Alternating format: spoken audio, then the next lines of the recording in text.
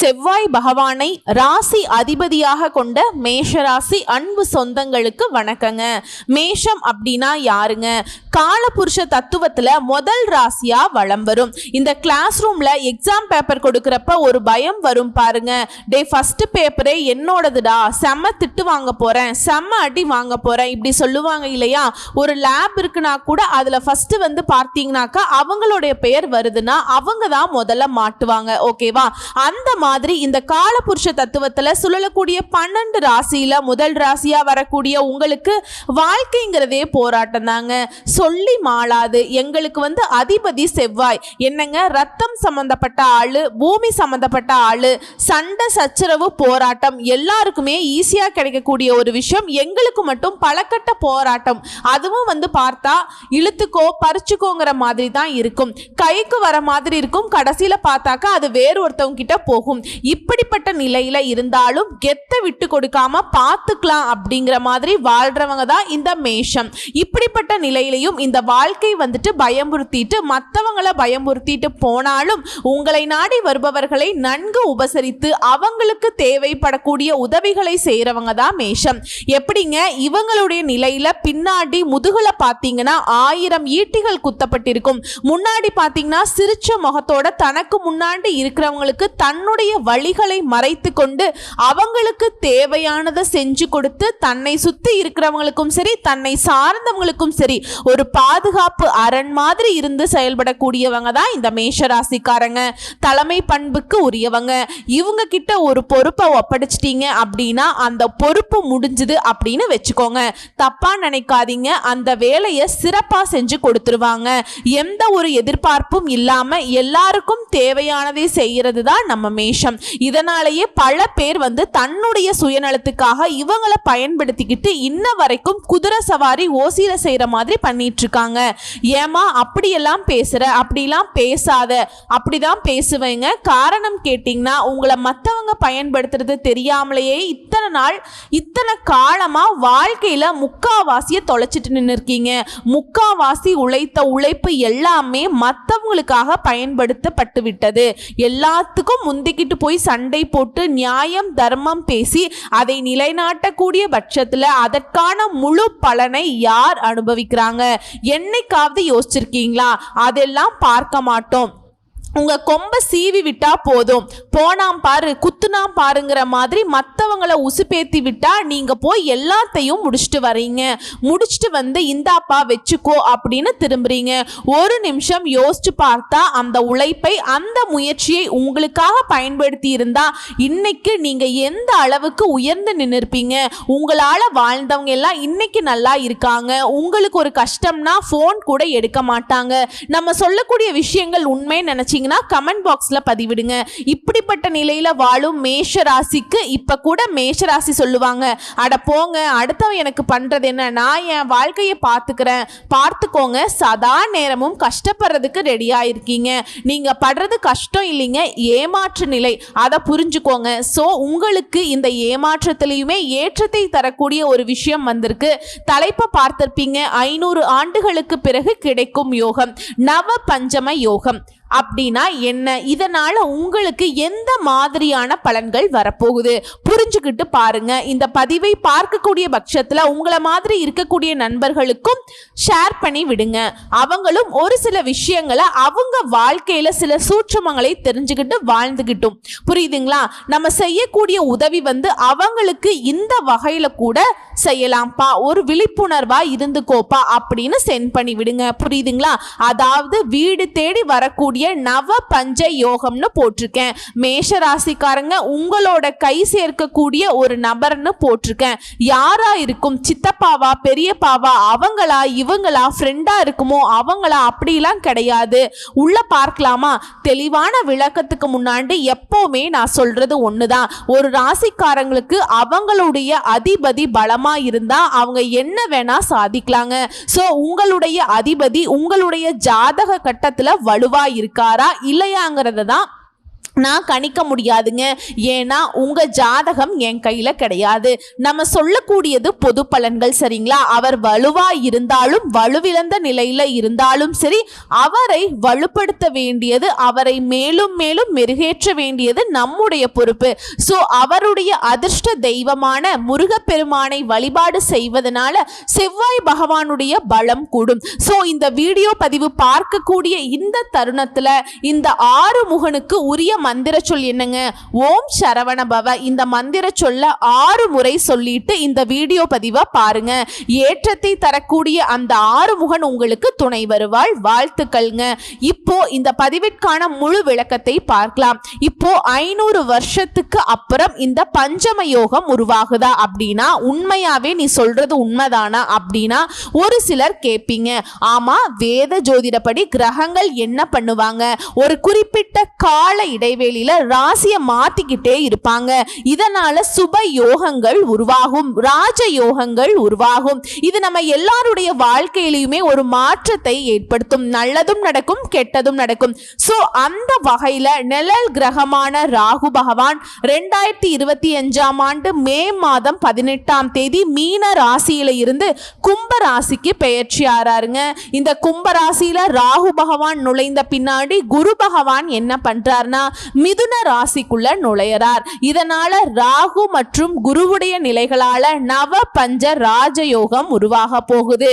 இந்த ராஜயோகமானது சும்மா வருஷம் வரதோ இல்ல ஒரு 10 வருஷம் 15 வருஷம் ஒரு 30 வருஷம் கழிச்சு வரதோ கிடையாதுங்களா, சரிங்களா?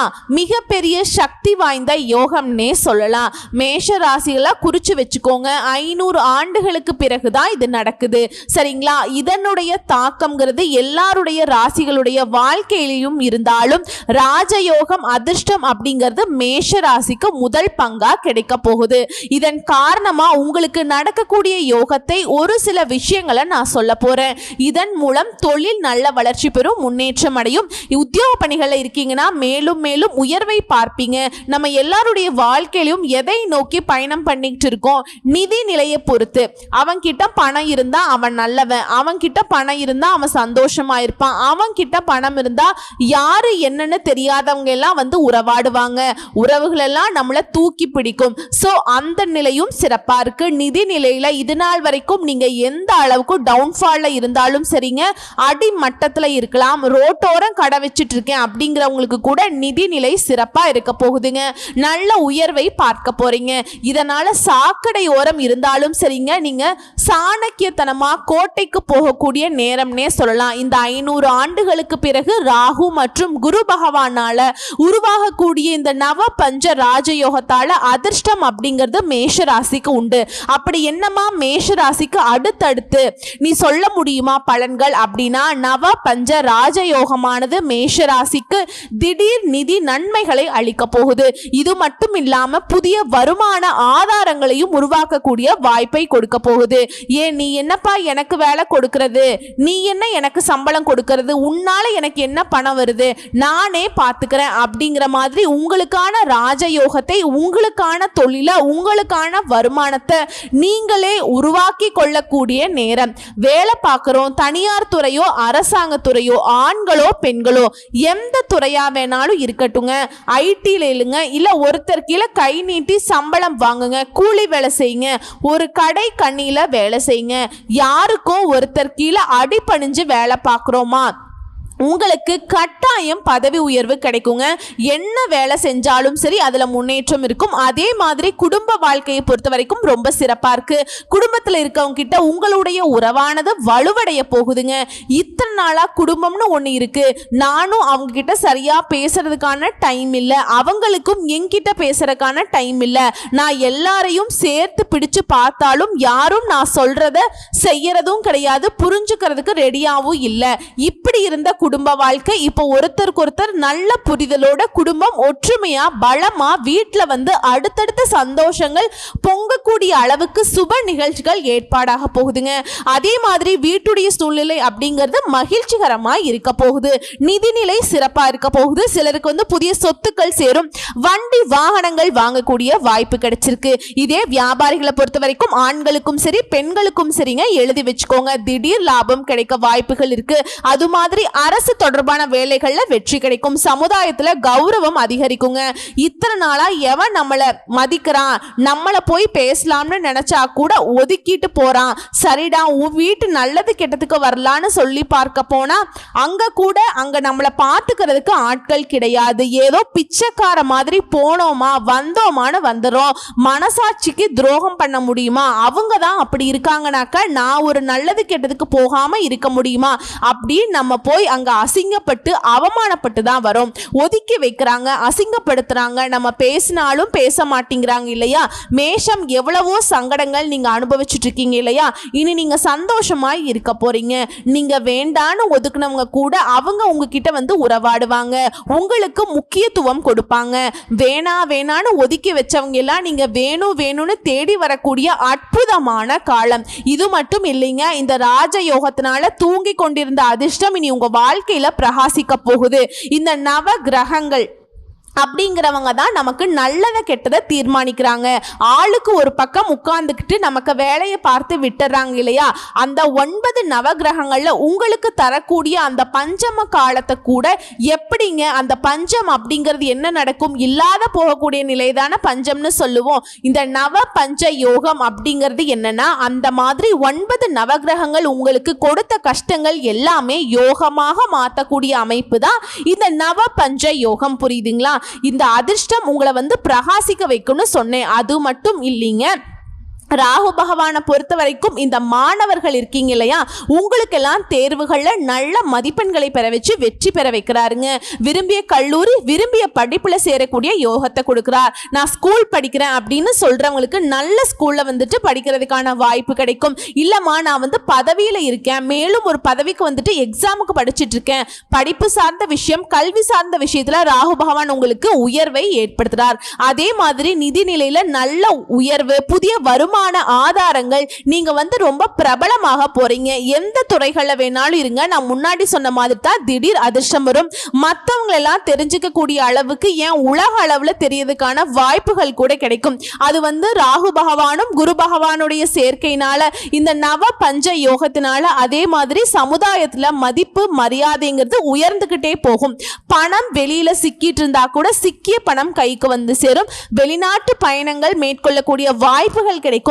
ஆன்மீகத்துல நாட்டம் அதிகமாகும், மனம் வந்து அமைதி கொள்ளும், மகிழ்ச்சிக்கு ஒரு குறையும் இருக்காது. உங்க வாழ்க்கை செழிப்பா இருக்க போகுது. வேலையிலும் சரி வணிகத்திலையும் சரி நல்ல முன்னேற்றம் ஏற்படும்.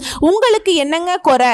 அம்மா நான் ஒரு கடையில வேலை பார்க்குறேன், பதவி உயர்வு கிடைக்குமா அப்படின்னு கேட்டீங்கன்னா கட்டாயம் பதவி உயர்வு கிடைக்குங்க, சம்பள உயர்வு கிடைக்கும். நான் தொழில் பண்ணிட்டு இருக்கேன், தொழில நல்ல வளர்ச்சி இருக்கும். எனக்கு திருமணத்துக்காக வரன் பார்த்துட்டு இருக்கேன், கண்டிப்பா வரன் கிடைக்குங்க. குழந்தை பாக்கியத்துக்காக ஏங்கிட்டு இருக்கேன், நிச்சயம் குழந்தை பாக்கியம் கிடைக்கும். இல்லம்மா நான் ரொம்ப நாளா வேலை தேடிட்டு இருக்கேன், வேலை கிடைக்குமா? கண்டிப்பா நல்ல வேலை கிடைக்குங்க, முயற்சி பண்ணுங்க. அதே மாதிரி நான் வந்து வெளிநாட்டுக்கு போகணும்னு ஆசைப்படுறேன், வெளிநாட்டுல படிக்க போகணும்னு ஆசைப்படுறேன், தொழில் பண்ணணும்னு ஆசைப்படுறேன், வெளிநாடு அப்படின்னாவே எனக்கு ரொம்ப பிடிக்குமா? முயற்சி பண்ணுங்க, நல்ல வாய்ப்பு அமையும். சாதகமான நேரம் இது. புரியுதுங்களா?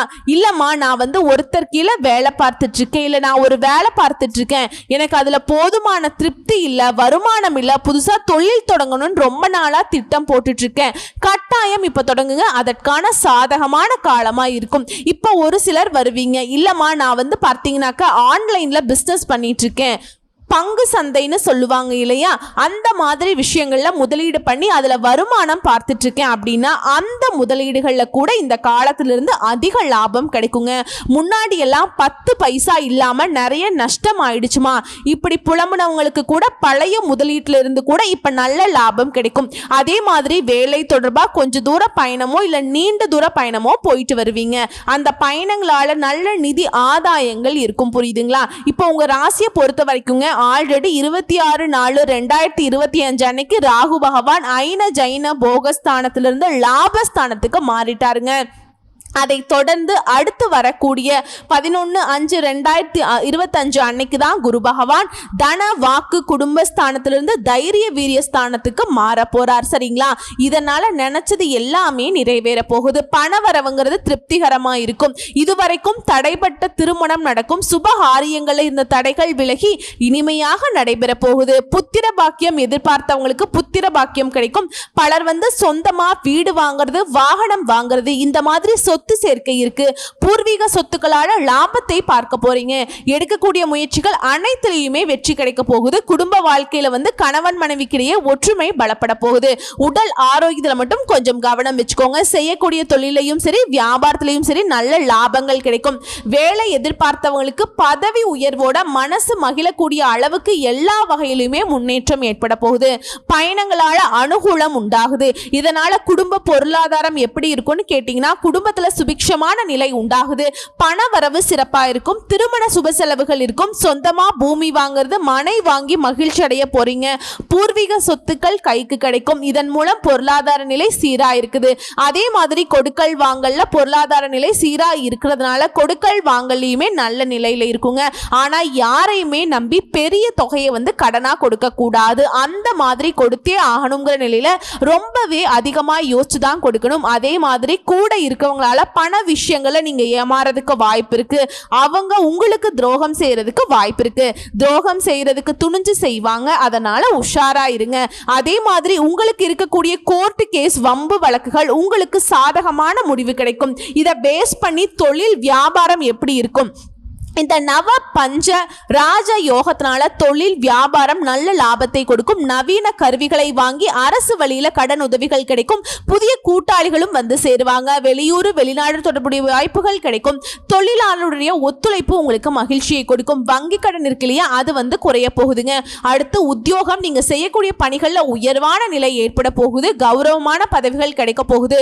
உயர் அதிகாரிகளால உங்களுக்கு பாராட்டுகள் கிடைக்கும். மகிழ்ச்சி கிடைக்கும். சிலருக்கு எதிர்பார்த்த இடமாற்றம் கிடைக்கும். குடும்பத்தோடு, அதாவது இதனால வெளியில இருந்தோம், குடும்பத்தோடு இப்ப சேர்றதுக்கான வாய்ப்பு இருக்கு.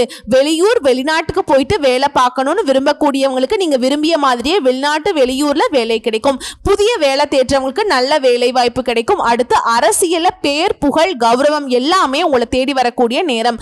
மக்களுடைய ஆதரவை பெற இத்தனை நாளா கடுமையா உழைச்சிருப்போம். ஆனா இப்போ மக்கள் மத்தியில உங்களுக்கு சாதாரணமாவே நல்ல ஆதரவு இருக்கும். உங்க பேச்சுக்கு மதிப்பு மரியாதை உயரும். கட்சி பணிகளுக்காக அடிக்கடி பயணம் மேற்கொள்வீங்க.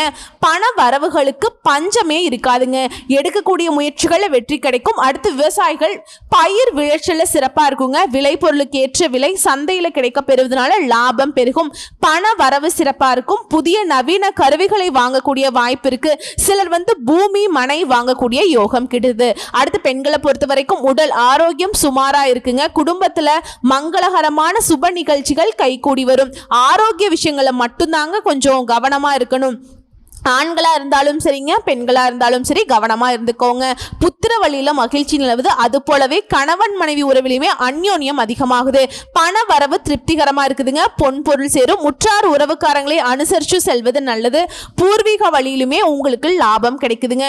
அடுத்து கலைஞர்களை பொறுத்த வரைக்கும் திறமைக்கேற்ற கதாபாத்திரங்கள் கிடைத்து ரசிகர்கள் மத்தியில் ஆதரவை பெற போறீங்க. மேலும் இதுவரைக்கும் நிலுவையில் இருந்த பணத்தொகை உங்க கைக்கு சேர போகுது. சுக வாழ்க்கை, சொகுசு வாழ்க்கை, இது எல்லாமே கிட்ட போகுதுங்க. சிறப்பா வாழ போறீங்க. புதுசா காரு பங்களான்னு யோகமான நிலைக்கு நீங்க மாற போறீங்க. அடுத்து மாணவ மாணவியர் கல்வியில நல்ல முன்னேற்றமான நிலை இருக்கும். திறமைக்கேற்ற மதிப்பெண்களை பெற்று முன்னேற போறீங்க. விளையாட்டு போட்டிகள்லையுமே பரிசுகளையும் பாராட்டுகளையும் பெற போறீங்க. பெற்றோர் ஆசிரியர்களுடைய ஆதரவுங்கிறது உங்களுக்கு மகிழ்ச்சியை கொடுத்துக்கிட்டே இருக்கும். உடல் ஆரோக்கியத்தை பொறுத்த வரைக்கும் ஆரோக்கியத்துல சின்ன சின்ன பாதிப்புகள் தோன்றி மருத்துவ செலவுகளை ஏற்படுத்தினாலும், அதாவது அன்றாட வேலையவே நீங்க திறம்பட செய்து முடிச்சிட்டீங்கன்னா வெற்றி உண்டு. உங்களை போலவே குடும்பத்தில் இருக்கவங்கள சில நேரங்கள்ல மருத்துவ செலவுகளை ஏற்படுத்துவாங்க. அதே மாதிரி தேவையற்ற பயணங்களை தவிர்த்துக்கோங்க. சோ இப்ப வரைக்கும் பார்த்தது பொது பலன்கள்ல இருந்தே இந்த நவ பஞ்ச ராஜயோகம்ங்கிறது மேஷ ராசிக்கு நிறைய அதிர்ஷ்ட வாய்ப்புகளை மட்டுமே ஏற்படுத்தி இருக்கு. எல்லாமே கொரடா என் வாழ்க்கையில அப்படின்னு சொன்ன மேஷ ராசிக்காரங்க என்னடா குறை என் வாழ்க்கைக்கு அப்படின்னு சொல்லக்கூடிய அளவுக்கு மாற போறீங்க. சோ அதை தாண்டி நட்சத்திர பலன்களை தெளிவா பார்க்கலாங்க. அஸ்வினி பரணி பரணி கார்த்திகை நட்சத்திரம் 1ஆம் பாதம். அஸ்வினி நட்சத்திரத்தை சேர்ந்தவங்க நீங்க பயமின்றி எந்த காரியத்திலும் இறங்கலாம். துணிச்சலோட எதிலையுமே ஈடுபடுவீங்க. சாமர்த்தியமான பேச்சின் மூலம் எல்லா வகையிலுமே அனுகூலம் கிடைக்க பெறுவீங்க. ஆனா ஒரு விஷயத்தை மட்டும் இந்த நட்சத்திரம் செய்யக்கூடாதுங்க. வீண் வாக்குவாதங்களால பகை வளர்த்துக்க கூடாது. அப்படி வாய்ப்பு இருக்கிறதுனால வாக்குவாதம் பண்ணக்கூடாது. மற்றபடி தொழிலையும் சரி வியாபாரத்திலையும் சரி நல்ல வளர்ச்சி இருக்கும். அடுத்து பரணி நட்சத்திரம், கஸ்டமர் கிட்ட சாதுரியமாக பேச வேண்டியிருக்கும். உத்தியோகத்தில் இருக்கவங்களுக்கு துணிச்சல் அதிகமாகும்.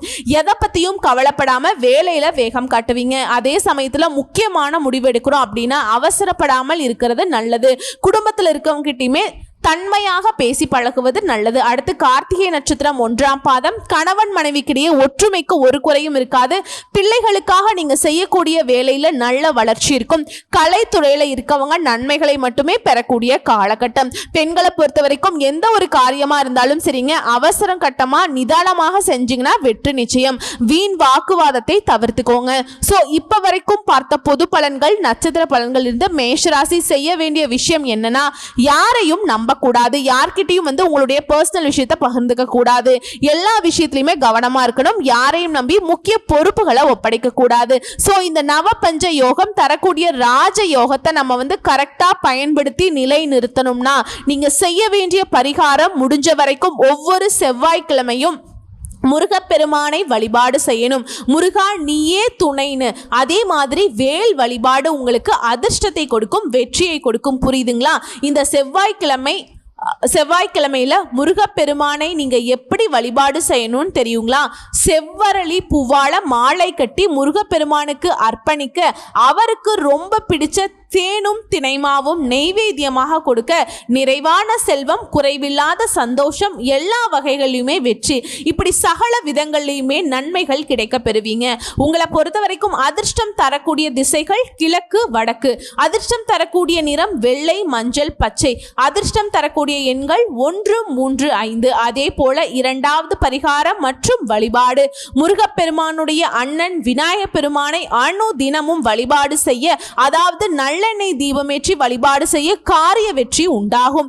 குடும்ப கவலை தீரும். அட விடுங்க, என்ன சனிதசை நடந்தா என்ன, ராகு கேது பண்ணா என்ன, யார் என்ன பண்ணாலும் இந்த நவபஞ்ச யோகம்ங்கிறது மேஷ ராசியுடைய வாழ்க்கைய, அந்த கஷ்ட காலத்தை சாதகமா மாத்தி விட்டுருச்சுங்க. வரக்கூடிய வாய்ப்பை கரெக்டா பயன்படுத்துறது மட்டும்தான் உங்களுடைய வேலை. புரியுதுங்களா? குரு பார்க்க கோடி நன்மை. இப்ப இந்த குரு பகவான் உங்களோட கை கோர்த்திருக்கிறதுனால உங்களுக்கு கோடான கோடி நன்மைகள் உங்களுக்கு சேரப்போகுது. மனுஷனுடைய வாழ்க்கை என்னங்க, நம்மளுடைய தேவைகள் என்ன, மிஞ்சி மிஞ்சி போனா ஒரு 10 விஷயம் எழுத முடியுமா? நம்ம லிஸ்ட் போட்டு அந்த 10 விஷயம் பக்காவா நடக்குங்க. பயப்பட வேண்டாம். வாழ்த்துக்கள். நன்றி, வணக்கம்.